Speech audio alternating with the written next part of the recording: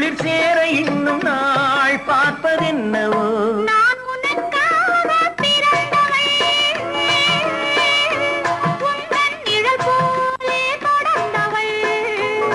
உன்னை ஒருபோது தழுவி மறுபோது உருகி தனியாக துடிப்பவள்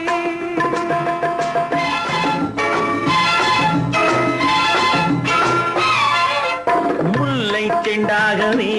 உன்னை மெல்ல பந்தாடவோ அல்லி தண்டாகவே ஒடியும் இடையை தொட்டாடவோ தொட்டில் நீயாகவே ஆடும் பிள்ளை நான்